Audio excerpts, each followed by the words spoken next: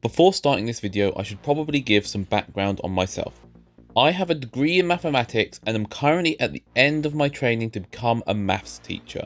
Maths isn't necessarily my greatest passion, but it is something that I care about, and when I see people just blatantly getting it wrong, it bugs me to no end. So in today's video, I'm going to be taking a break from talking about video games and movies and instead talking about the order of operations, because Lord knows some people need to get educated on this.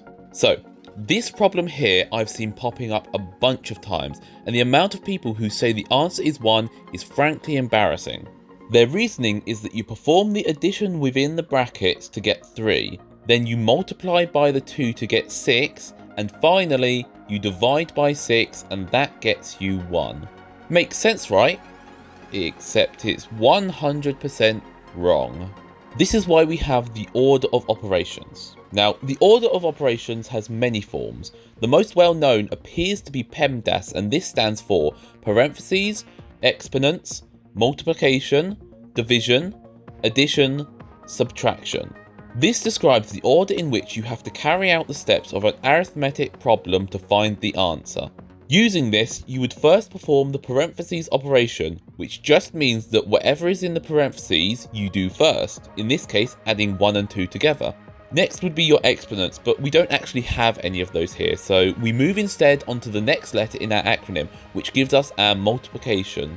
It isn't necessarily super clear, but a number in front of a set of parentheses implies a multiplication, so you would do the 2 times 3 and that gives you 6. Finally, you would have division. Here it is 6 divided by 6 and therefore you get 1. So you can see how PEMDAS has dictated the order in which we have done things here instead of just reading it left to right. Here in the UK, we mainly use the acronym BODMAS, which stands for brackets, order, division, multiplication, addition, subtraction. I personally prefer to use BIDMAS, as the term indices is used a lot more in our maths than order, at least to the level I teach. Now, don't worry America, this means pretty much the exact same thing. Parentheses are just called brackets over the pond, and exponents are called indices. I actually think indices is a better name than exponents because it creates a separation between powers and e, which is a number, but that's not the point of this video, so I'm gonna leave that there. The biggest difference that actually matters here is that the division and multiplication are swapped. This means that we perform division first and then multiplication afterwards. So why do we do it a different way? Well, simply put, because for the most part, it doesn't matter. Let's take this simpler problem here. Using PEMDAS, we can do 3 times 4 to give us 12, and then we do 12 divided by 2 to give us 6. Using BIDMAS, we do 4 divided by 2, and that gives us 2, which then we multiply by 3 and that gives us 6 as well. Both methods give us the same answer, and that's why I say that for the most part, the order doesn't matter, because here if you swap multiplication and division, you still get to 6. These operations are of the same order. They can be considered essentially equivalent and can be performed in any order. At least, that's how we would like it to be, but there is a hitch. Let's now take this problem.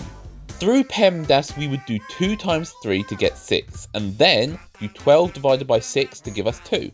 Meanwhile, with BIDMAS, we divide 12 by 2 to get 6, and then we multiply by 3, and that gives us 18. 2 and 18 are very different numbers, but in this case, BIDMAS gives us the correct one. There's a couple of ways I can explain this. Firstly, any division can be written as a fraction. So here, 12 divided by 2 can be written as 12 over 2. This now means that we have a number multiplying a fraction, and the rule for multiplying fractions is that you multiply the top of the fraction by the number. Here that means that we do 12 times 3, which gives us 36, and then we do 36 divided by 2, which gives us 18. Another way to view it is breaking down what the division symbol actually means and what it does. Basically, this symbol means that we divide the term before it by the term after it, but that means that we are only dividing by the first term after it. So here, if we have 12 divided by 2 and multiplied by 3, The only thing we are dividing by is the 2, because that is the first term after the division. If you multiply 2 and 3 first, you're dividing by 6, which is the same as dividing by 2 and then dividing by 3. And we don't want to do that because we're meant to be multiplying by 3.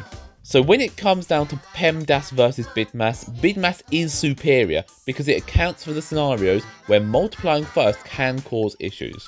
It's not perfect, however. Addition and subtraction can also have a very similar issue. Here, if you add 3 and 4 together, you get 7, and if you then take away 2, you get 5. If you instead subtract 4, you get 2, and then add that to 3, and you also get 5. With this problem, addition and subtraction can be done in either order. However, in this problem, taking away 3 first gives you 1, and then when you add 2, it gives you 3. But if you add first, you get 5, and then subtracting from here gives -1. Again, it comes down to the same argument as with the division. You should only apply the first term after the subtraction symbol, because if you add the numbers together first, you end up subtracting 5, which is the same as subtracting 3 and then 2, but we're supposed to be adding the 2. In both of these examples, using the rule of adding first is flawed, and the perfect acronym would be BODMAS, but that's not as catchy, so I guess we don't use it. Fortunately, there is an additional rule to both PEMDAS and BODMAS which goes woefully underused. When you deal with a case of both division and multiplication in the same arithmetic problem, you work from left to right. Whatever appears first in the problem is what you apply first. If multiplication appears first, you do that, and then you divide. If division appears first, then you do that first and then multiply. That's as simple as it is. In the examples I've brought up previously, performing the operations from left to right gets the correct answer. Let's now return to the original question. Adding the 1 and the 2 together doesn't change. That's still within the brackets, we still apply that first. At this point, however, we have a choice between division and multiplication. If we apply our new rule, it means that we perform the division first and then our multiplication, because reading left to right, the division is first. 6 divided by 2 gives us 3, and then 3 times 3 is 9.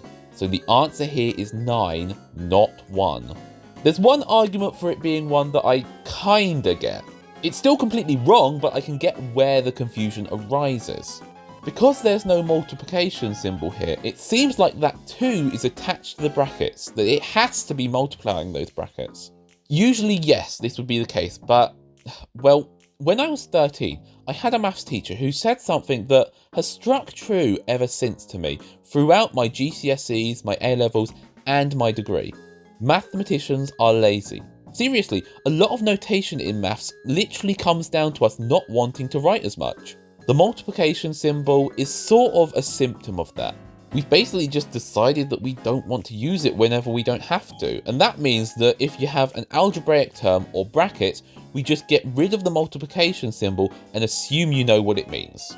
Of course, there is also the fact that a multiplication symbol and the letter X also look kinda similar, and the fact that when we're using algebra, it would be kinda confusing, but it is also a bit of laziness on mathematicians' part. After all, we could have just chosen another letter instead of often using X in algebra.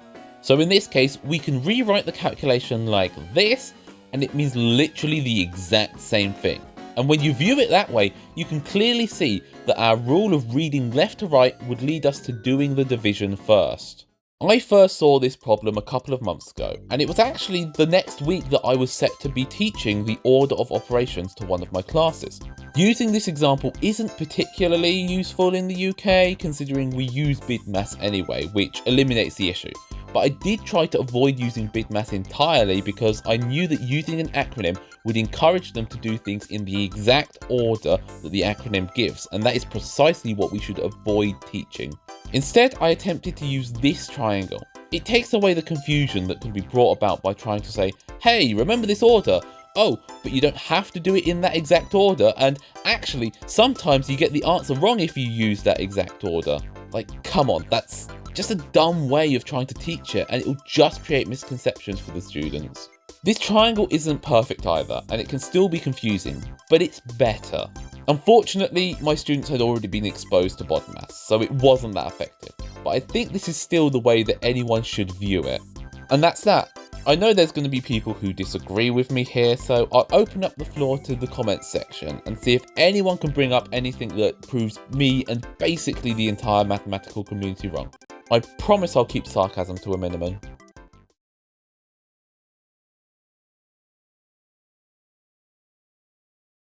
Also, Americans, hello, yes, you. Why do you call it math? Mathematics itself is a plural. Why would you take away the pluralization when you abbreviate? What next? Are you going to go on safari and see a herd of rhino? So flippin' dumb.